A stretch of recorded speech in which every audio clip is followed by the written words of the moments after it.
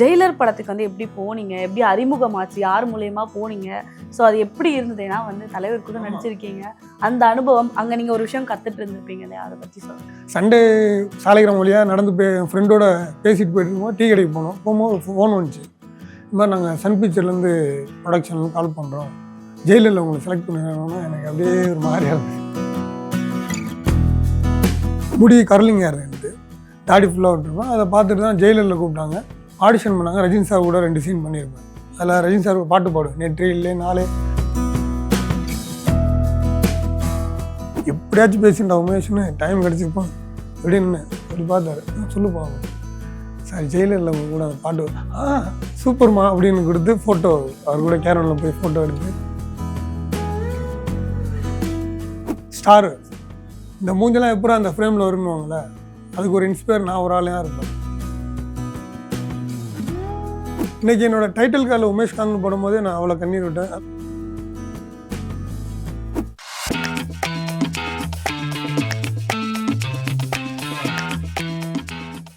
Hi, hello and welcome to the show spotlight viewers with me Vijay Sandhya. So இன்னைக்கு நம்ம ஸ்பாட்லைட்ல யார் நம்ம கூட ஜாயின் பண்ணியிருக்காங்க அப்படின்னு பார்த்தீங்கன்னா, ஆக்டர் உமேஷ் கான் அவர்கள் தான் நம்ம கூட ஜாயின் பண்ணியிருக்காரு. ஹாய் சார், வணக்கம். ஹாய் மேம், எப்படி இருக்கீங்க? சந்தோஷமா இருக்கு. அண்ட் எப்படி போயிட்டு இருக்கு ஜர்னி எல்லாம்? நல்லா இருக்கு ma'am. Okay, and first of all வாழ்த்துக்கள் வாரண்ட் வெப் சீரிஸ்க்காக. Thank you so so much. Okay, அந்த வெப் சீரிஸ்ல வந்து என்ன கேரக்டர் பண்ணியிருக்கீங்க? ஆசை தம்பின்னு ஒரு கான்ஸ்டபிள்.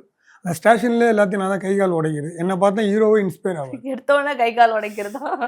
நம்ம பல இடத்துல அடி வாங்கியிருக்கோம், அதை ரிட்டனாக நடிகராக நம்ம காட்டுறோம். ஓகே, பல இடத்துல அடி வாங்கியிருக்கீங்க. அப்போ அந்த அடி கொடுக்குறப்ப எப்படி ஃபீல் பண்ணீங்க? அதுதான் ஒருவருக்குலாம் நிஜமாக ஒரு இடத்துல பட்டுருச்சு, படாத இடத்துல பட்டு அவர் விழுந்து அவர் தூக்கி நான் பெரிய கஷ்டப்பட்டேன். அப்புறம் மயங்கி விழுந்துட்டாரு. தண்ணிலாம் தெளித்து அவரை அப் டவுன் உட்கார வச்சு நிற்க வச்சு பெரிய சாரி சார்னு கேட்டேன். இல்லை சார், ஓகே சார். அவங்க ஜூனியர் ஆர்டிஸ்டாக வந்திருந்தாங்க. ஆனால் அவங்கள பார்க்கும்போது பயமாக இருக்குது சார். ஏன்பா பயப்பட? அவன் பயந்தனாலே கொஞ்சம் எனக்கு சங்கடமாச்சு. ஓங்கி இப்படி அடிக்கலாம் பார்த்து தெரியாமல் பட்டுருச்சு. ஓகே, ஸோ இந்த மாதிரி இன்சிடென்ட்லாம் நடக்கு. ஓகே, ஒரு கான்ஸ்டபிளா நடிக்கும் போது அது எப்படி இருந்தது? ஏன்னா நம்ம வந்து ரியலாவே ஒரு போலீஸ் மாதிரிலாம் ஃபீல் பண்ண ஆரம்பிச்சிருவோம். நீங்க எப்படி ஃபீல் பண்ணீங்க? இதுக்கு முன்னே விலங்குலேயே பண்ணிட்டேன் இதே கான்ஸ்டபிள். விலங்குல பார்த்தீங்கன்னா இப்போ பாலசரவணன் தான் மெயின் பண்ணி போயிருக்கோம் அடிக்கிறது. நான் அவர் கூடயே இருக்கிற மாதிரி தான் இருக்கும். இதில் அதுக்கு அப்படியே ஆப்போசிட்டாக எனக்கு இதில் கொடுத்துருப்பாங்க. ஓகே, அதனால அது பெருசா தெரியல. ஓகே, ஆல்ரெடி பண்ணிருக்கோம், அதனால ஈஸியா இருந்திருக்கு. ஓகே, அண்ட் இப்போ இந்த வாரண்ட் வெப் சீரிஸ்க்கு வந்து எப்படி அப்ரோச் பண்ணாங்க? எப்படி இந்த ப்ராஜெக்ட்குள்ள வந்தீங்க? இயக்குனர் எனக்கு நெருங்கிய நண்பர் பிரசாந்த் பாண்டியராஜ். அவர் நான் கிட்டத்தட்ட ஒரு 8 இயர்ஸ் சினிமாவில் ட்ராவல் பண்ணுறோம். மச்சா மாமா தான் 2 பேருமே. இப்போ நேற்று வரைக்குமே திருவண்ணாமலைக்கு போயிட்டு வந்தோம். ஸோ அதனால அப்படியே அவர் மூலமா அவ்வளோ வந்துட்டீங்க. சினிமாக்குள்ள வந்ததுக்கு அப்புறமா, படங்கள் பண்றதுக்கு அப்புறமா உங்களுக்கு ஒரு தாட் இருக்கும்ல, இந்த மாதிரி கதாபாத்திரங்கள் வந்து எனக்கு கிடைச்சா நல்லா இருக்கும். இப்ப நீங்க சொன்ன மாதிரி விலங்குலயும் கான்ஸ்டபிள் இந்த மாதிரி உங்களுக்கு ஒரு மாற்றம், ஒரு கருத்து தோணும் இல்லையா? இப்படி இருந்தா இன்னும் நல்லா இருக்கும். அதுதான் இப்போ விலங்கை பார்த்துட்டு தான் எனக்கு ஜெயிலரில் ரஜினி சார் கூட அப்போ என்னோட ஹேர் ஸ்டைலே மேக்ஸிமம் இந்த கெட்டப் வாரண்ட் வரைக்கும் தான். ஓகே, முடி கர்லிங் ஹேர் இருந்து தாடி ஃபுல்லாக விட்டுருப்பேன். அதை பார்த்துட்டு தான் ஜெயிலரில் கூப்பிட்டாங்க. ஆடிஷன் பண்ணாங்க. ரஜினி சார் கூட 2 சீன் பண்ணியிருப்பேன். அதில் ரஜினி சார் பாட்டு பாடுவேன், நேற்று இல்லை நாளே. நல்லா கூஸ்பம் வேறு மாதிரி இருந்தது. எல்லாருக்குமே ரொம்ப பிடிச்சி. ஏன்னா ஒரு ரஜினி சாரும் விஜய் தான் என்னோட இன்ஸ்பயர். விஜய் அண்ணன் தான் என்னோட இதில் வச்சுருப்பேன். ரஜினி சார் அவங்க 2 பேர் தான் நமக்கு பெரிய இன்ஸ்பயர். இன்னைக்கு சினிமாவில் அவங்க கூட நான் ஜூனியர் ஆர்டிஸ்டாக விஜய் அண்ணன் கூட காவலன் படத்தில் இருந்தேன். அதில் பண்ணி 15 நாள் அவர் கூட விஐடி காலேஜ். அப்புறம் இதில் ரஜினி சார் கூட அது சினிமாவுக்குள்ளே வரும்போது ஒரு ஆசை இருக்கும்ல, சினிமாவில் எப்படியாச்சும் உள்ளே வரணும். அது ஜூனியர் ஆர்டிஸ்டாக கூப்பிட்டு போனாங்க. அப்போ அவுட் ஆஃப் ஃப்ரேம் தான் நம்ம. ஆனால் அண்ணனை பார்த்து திருப்தியாக இருந்தோம். டெய்லியும் அவர் பார்க்குறது 15 நாள் வேற பார்த்துருக்கீங்க அப்படி இருந்து. அப்புறம் இதுக்குள்ளே வந்து அவன்டா எனக்கு இன்ஸ்பயர். இந்த படம் பார்த்தீங்கன்னா இந்த படம் தான் இப்போ ஸ்டாரு.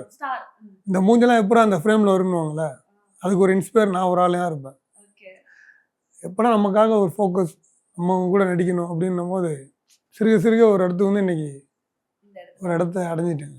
ஓகே, அண்ட் இப்போ ஜெயிலர் படம் அப்படின்னு சொன்னதான் ஞாபகம் வந்தது. ஜெயிலர் படத்துக்கு வந்து எப்படி போனீங்க? எப்படி அறிமுகமாச்சு? யார் மூலியமா போனீங்க? ஸோ அது எப்படி இருந்தது? ஏன்னா வந்து தலைவர் கூட நடிச்சிருக்கீங்க.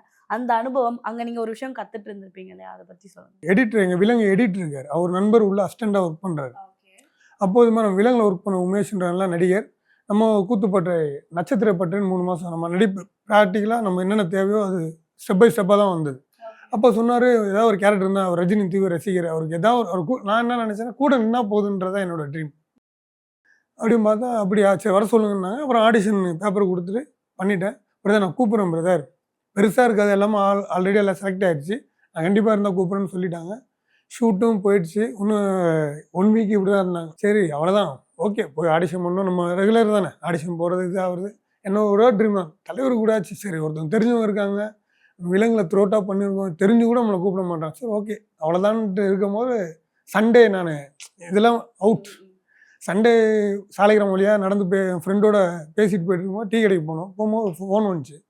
இந்த மாதிரி நாங்கள் சன் பிக்சர்லேருந்து ப்ரொடக்ஷன்லேருந்து கால் பண்ணுறோம், ஜெயிலரில் உங்களை செலக்ட் பண்ணிடுறோம்னா எனக்கு அப்படியே ஒரு மாதிரியாக இருந்துச்சு. என்னடா இது உண்மையான காலா இல்லையா அப்படின்ற மாதிரி தோணுச்சா? இப்போ கூட கேட்டேன், ரஜினி சார் இருக்காக தான் கேட்டேன். நடிப்புன்ற எங்கேயோ நடிச்சிடும், ரஜினி சார் இருப்பாரா என் சீனில்.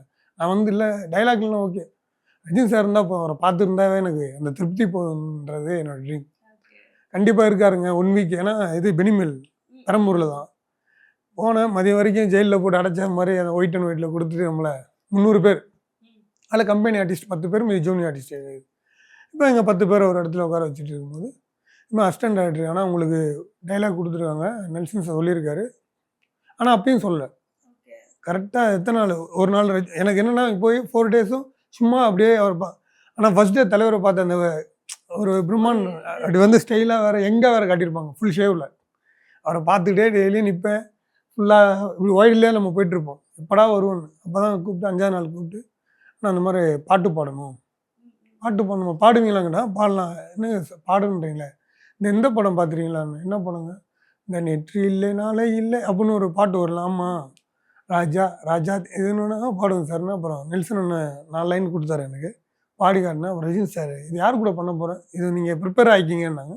இல்லை சார் இப்போ கூட ப்ரிப்பேர் ஆகிக்கணும்னா லஞ்சுக்கு சொல்லவே இல்லை உங்களுக்கு. டக்குன்னு பார்த்தா என்னை நிற்க வச்சாங்க லைனில். எங்களுக்கு கேமராலாம் செட் பண்ணிவிட்டு நிற்கிறேன். ஓகே இப்படி வந்தார், யார் பண்ணுறா அப்படின்னு ரஜினி சாரோட வாய்ஸ் கேட்டோன்னே எனக்குலாம் அப்படி என்ன பண்ணே தெரில. தலைவர் அவரை பார்த்து காலைல விழுவலாமா இல்லை அப்படின்னு நினச்சேன். இவர் தான் உங்கள் பேர் அப்படின்னா உமேஷ்காந்த். என்ன இன்ட்ரெஸ்டாக இருக்குது சார் உங்களோட பேரோட எழுத்துலாம் சார் வச்சுக்கிட்டேன். என் பேர் உமேஷ் பாலகன். காந்த்ன்றது எனக்கு ரொம்ப பிடிக்கும், சினிமாக்காக காந்த் வச்சு அவரை பார்த்து தான். விஜயகாந்த் சார் இவங்க 2 பேருமே எனக்கு மன திருப்தியான பிடிச்சவங்க. அதனால் காந்த்னு வந்துடணும்னா அது என்னோடய டைட்டில் எல்லாத்துலேயுமே வந்துடும். அது ரொம்ப சந்தோஷம். ஆர்டிஸ்ட் அவர் சிரிச்சார், சூப்பர் சூப்பர்னாரு. பார்த்து முடித்தோன்னே அப்புறம் ரிஹர்சல் போயிடலாம் சார், அவர் கூட பண்ணுவோம்ல. எனக்கு அப்படியே சரி இன்னொன்று நினச்சிக்கிட்டேன், ரசிகனாக இல்லாமல் இங்கே ஒரு நடிகனாக நீ அவர்கிட்ட ஜெயிச்சாதான் இங்கே நல்லா இருக்கணும். போயிடலாமா ரிஹர்சல்னா ரஜினி சாரோட 4 பாட்டுமா சூப்பர் குட்மா போயிடலாம். நெல்சன்னா எடுத்து டப்பு. ஆல்மோஸ்ட் எத்தனை டேக் போச்சு அது? நீங்கள் ரிஹர்சல் 1 பண்ணிட்டு அப்படியே ஒரே டேக்ல ஸோ ரிஹர்சல் பண்ணும்போது சொல்லியிருப்பார் இல்லையா, ஓகே இது பண்ணுங்க என்ன. எனக்கு நான் ஈஸியாக பண்ணிவிடுவேங்க, என்னை சுற்றி ஒரு 10 பேர் வச்சு என்ன செய்ய. ஏன்னா ஒரு வாய்ப்புன்ற அவ்வளோ ஈஸியாக கிடைக்காதுல்ல. இதை தவற விட்டால் வேற யாருக்கும் ஏன்னா வாய்ப்பு ஈஸியாக கிடச்சி போயிடும். எனக்கு அது ஒன்று ஓடிக்கிட்டே இருக்குது. நமக்கு பிடிச்சவர் நம்ம தூக்கத்துலேயும் கனவுலையும் டிவிலையும் பார்த்த ஒரு மனுஷரை பக்கத்தில் இருக்க அவர் கூட நம்ம நடித்து நல்ல பேர் வாங்கினாங்க. நடிச்சிட்டேன், சூப்பர்மான. எனக்கு அப்படி கட் பண்ண அழுதுட்டேன். I will feel very good. எதுக்கு மேலே என்னடா வேணும். நான் வந்த சினிமாவில் எல்லாத்தையும் ஜெயிலர் ரிலீஸ் ஆகணும், நிறைய பேர் ஜெயிலர் பண்ணிட்டு இருக்கும்போது லால் சலாமல் கமிட் ஆகிட்டேன். மேம் கூட அவங்க கூட போய் மேமை போய் டார்ச்சர் பண்ணிட்டேன். அவங்க கூட 20 நாள் இருப்பேன் ஷூட்டிங் ஸ்பாட்டில். மேடம் போய் அப்பாவோட தீவிர ரசிகம் மேம் அப்படின்னு என்னோட இப்போயும் பார்த்தீங்கன்னா மொபைலில் ஃபுல்லாக ரஜினி சாரோட ஃபோட்டோஸ், விஜயன், இவங்க 2 பேரும் நான் காட்டுறேன். இன்ஸ்பயர் மேம் அப்பா அப்படின்னா ஒரு 15 நாள் நான் 10 நாள் ஷூட் போயிடுச்சு. அப்புறம் அவருக்கு கெஸ்டோட தானே ஃபுல்லாக இருப்பார். அவர் பையனோட ஃப்ரெண்டாக நாங்கள் நடிச்சோம். விக்ராந்த் ஃப்ரெண்டாக தான் நாங்கள் நடிப்போம். விக்ராந்த் அவரோட அப்பா. அதுக்கு எனக்கு வாய்ப்பு ரொம்ப கிடச்சி. 10 டேஸ் அவர் கூட பார்த்தது. மேடம் வந்து சொன்னாங்க, அவர் அகைன் ஞாபகம் வச்சுட்டு இருந்தாரா இந்த படத்தை பார்த்துட்டு சொன்னாங்க ரிலீஸ் ஆக போகுது. நான் ஷூட்டிங்லேயே நடந்துட்டு இருக்கு, ரிலீஸ் டேட்டு. மேம் பார்த்துட்டு தம்பி நம்ம படத்தில் பண்ணுறாருப்பா, அந்த ஜெயிலர் ரிலீஸ் ஆகிடுச்சு பார்த்துட்டாங்க. எல்லாம் சிரிச்சிட்டாங்க. என் சீனு யூனிக்கான அந்த நல்லா இருக்கும். சிரிச்சோன்னா நம்ம படத்தில் பண்ணுறா டேடி, சூப்பர் சூப்பர்னோன்னா அப்புறம் ஸ்பாட்டில் போயிட்டு செந்தில் சார், ரஜினி சார், இவங்க கம்பீராமையா சார் இவங்கெல்லாம் உட்காந்துட்டு இருக்கும்போது நான் பின்னால் இந்த பாய் இதில் நாங்கள் சாமி கும்பிடுவோம் தர்காவில். அந்த சீன் போயிட்டு இருக்கும்போது எப்படியாவது சொல்லிடணும், எல்லாம் பேசிக்கிட்டே இருக்காங்க, இடம் கிடைக்காம. எப்படியாச்சும் பேசிட்டா உமேஷ்னு டைம் கிடச்சிருப்போம். எப்படின்னு எப்படி பார்த்தாரு, சொல்லுப்பா சார் ஜெயிலரில் அவங்க கூட பாட்டு சூப்பர்மா அப்படின்னு கொடுத்து ஃபோட்டோ அவர் கூட கேரவனில் போய் ஃபோட்டோ எடுத்து வீட்டில் தான் எல்லார்ட்டையும் ஃப்ரெண்ட்ஸ் எல்லார்ட்டையும் வேற மாதிரி ஷேர் பண்ணாரு. அது ஒரு பெரிய ட்ரீம் அது. அதுலேருந்து என் லைஃப் அவர் சொன்னதுதான். நல்லா வருவோமான்னாரு. அதே மாதிரி என் வாழ்க்கை லப்பர் பந்தில் ஜாலி பாய்ஸ் டீமில் நம்ம தான் காளி அண்ணன் கலாய்க்கிறது. டீம் ஃபுல்லாக எண்டு வரைக்கும் இருப்போம். அப்படியே அடுத்தடுத்து ஜானி நல்லா நமக்கு. ஓகே. அண்ட் லப்பர் பந்தும் வந்து பயங்கரமான ஒரு ஹிட் மூவி. ஸோ அதுலயும் வந்து நடிச்சிருக்கீங்க. அது எப்படி ஃபீல் பண்றீங்க? அதான் சொல்ல வேண்டாமே. நான் முதல் நாள் எங்களுக்கு So அதுல எப்படி நீங்க போனீங்க லைக் லப்பர் பந்துல அத பத்தி சொல்லுங்க. ஒன் பை இதை பார்த்து தான் ரஜினி சார் படம் பண்ணிட்டாவே நிறைய பேர் வாய்ப்புகள் ஆட்டோமேட்டிக்காக வரும். நம்ம சும்மா நின்னாவே. அப்புறம் ரபல பந்தில் இதே எங்கள் விலங்குகளோட இவர் இருக்கார் கேமராமேன். அவர் தான் டிகேபி தினேஷ் புருஷோத்தமன். அவரும் நாங்களும் நம்ம நெருங்கிய நண்பர். அவரும் ஒரு எல்லா இடத்துலையுமே நம்ம ஏதோ ஒரு இடத்துல நம்ம பண்ணுற ஒரு விஷயம் அங்கே நல்லது போய் சேருன்றது தான். அவர் ரெக்கமெண்ட் பண்ணார். அதே மாதிரி போகிறேன். பிரின்ஸ் பிக்சரில் ஆடிஷன் பண்ணுறேன். அசிஸ்டன்ட் ஆக்டர் உங்களுக்கு பிடிச்சி போச்சு. பெரிய கேரக்டர்லாம் ஹீரோ ஃப்ரெண்டுலாம் அந்த ஜாலி பாய்ஸ் டீமில் நீங்கள் அதே மாதிரி லால் சலாம் இது பேரலாக போயிட்டு இருந்தேன். ஓகே. இங்கே டேட் எனக்கே அது ஒரு கிளாஸ் ஆயிடுச்சு டேட்டு. ஓ டேட் அப்படி இருந்தும் ஃபைனலி எப்படியோ முடிச்சிட்டீங்க. சூப்பர். இப்போ நீங்கள் ஆடிஷன் அப்படின்னு சொன்னதான் எனக்கு ஒரு ஞாபகம் வருது. நம்ம என்னதான் இப்போ நடிக்க ஸ்டார்ட் பண்ணிட்டாலும் ஒன்ஸ் அ பீரியட் வந்து நம்ம ஆடிஷன் அட்டன் பண்ணியிருப்போம். நீங்கள் ஃபர்ஸ்ட் டைம் அட்டன் பண்ணியிருப்பீங்க இல்லையா? அந்த தருணம் எப்படி இருந்தது? ஸோ ஏன்னா இப்போ வந்து பார்த்தீங்கன்னா நம்ம ஸ்ட்ரெயிட்டாக படத்துக்கு வருதோ ஒரு ஆடிஷன் மூலியமாக வருதோ அது பெரிய ஒரு ப்ராசஸ் தான். ஸோ நீங்கள் எப்படி வந்து ஆடிஷனுக்காக போய் சுற்றுனீங்க லைக் அதை பற்றி எங்களுக்காக சொல்ல முடியுமா? அண்ட் ஃபர்ஸ்ட் ரிஜெக்ஷன் ஆடிஷனில் அதை பற்றி எங்களுக்காக ஷேர் பண்ணுங்க.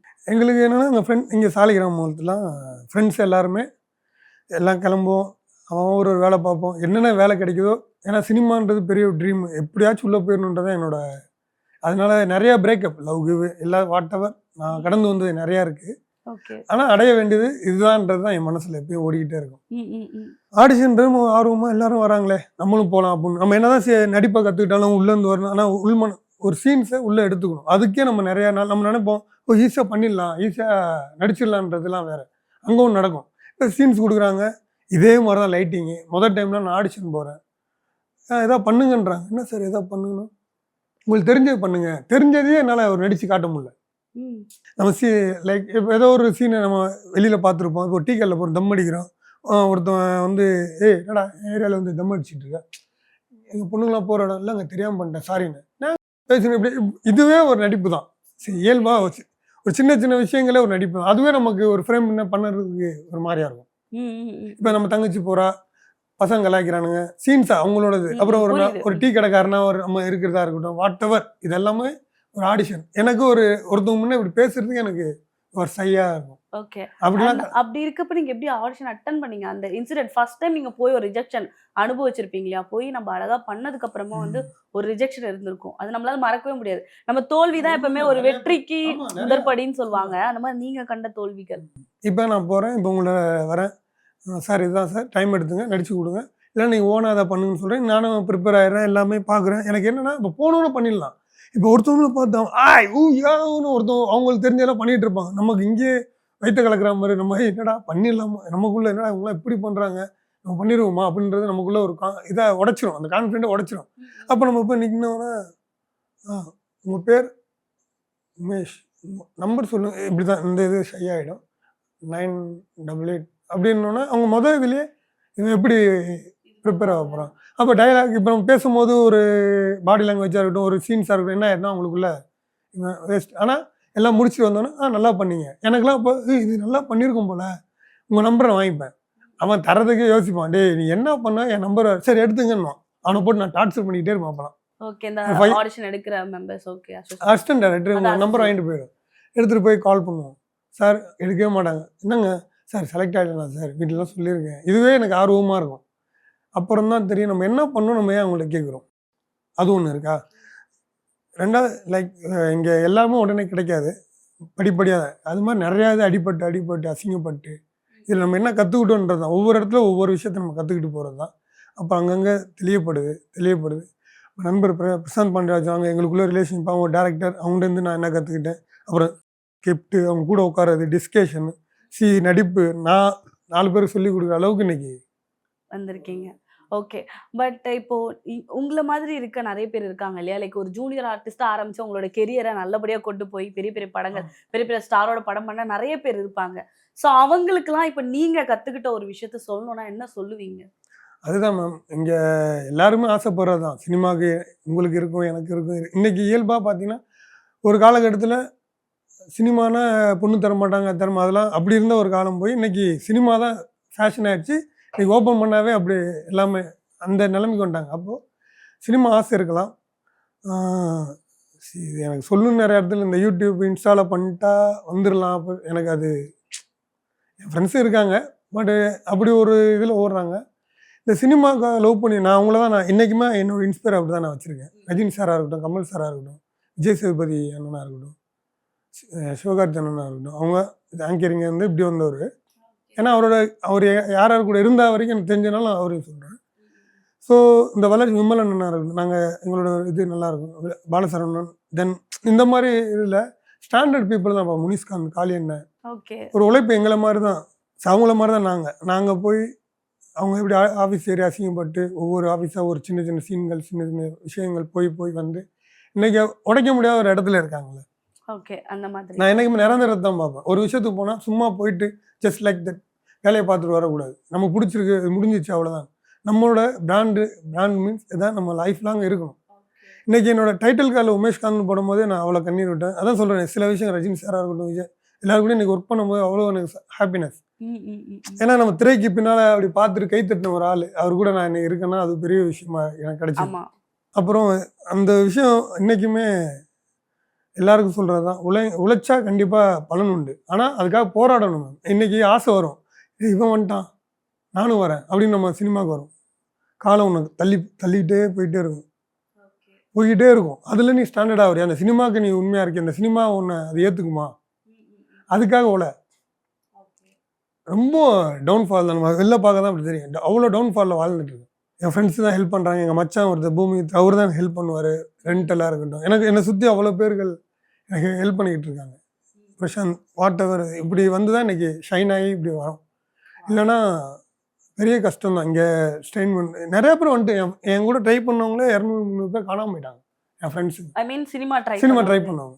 ஏன்னா அவங்கள நம்ம சொல்லி தவறு இல்லை. சுச்சுவேஷன், அவங்க வீட்டு சுச்சுவேஷன், ஏஜ், மேரேஜ் பண்ணணும், அடுத்த லைஃப் பார்க்கணும் அவங்களுக்கு. ஏன்னா வீட்டில் இருந்து ஃபோன் வரும், என்னடா பண்ணிகிட்டு இருக்க, தாக்கு பிடிக்க முடியாது. இங்கே எல்லாருக்கும் ஆசை இருக்குது. என் ஃப்ரெண்ட்ஸுங்க மச்சான் நீயாச்சும் ஜெயிச்சிட்டடான்னு எனக்கு ஃபோன் பண்ணும்போது அது சூப்பர் மச்சான், விடாமுயற்சி ஒன்று விடலடான்னு. அப்போது அந்த பெருமை இருக்குல்ல, எந்த ஒரு விஷயமும் அடம் முடிச்சா கிடைக்குன்றதை நான் உணர்வேன். நான் நிறையா விஷயத்தில் சின்ன வயசுலேருந்து சில விஷயங்கள் நான் அடம் முடிச்சு எல்லாமே கிடைச்சிருக்கு. அதுக்காக வெயிட் பண்ணணும். உடனே கிடைச்சா அதோட வேல்யூ தெரியாது. இங்கே சில பேர் வேல்யூ தெரியாமல் காணாமல் போனவங்கள நிறைய பேர் இருக்காங்க. எனக்கு நிரந்தரம் வேணும். அதில் நான் சின்னதாக பண்ணுறணும், பெருசாக பண்ணணும், சினிமா சாப்பாடு சாப்பிடணும், சினிமாவில் வாழணும், என் உயிர் போனாலும் இந்த சினிமான்றது தான் நான் எழுதப்பட்டிருக்கேன்.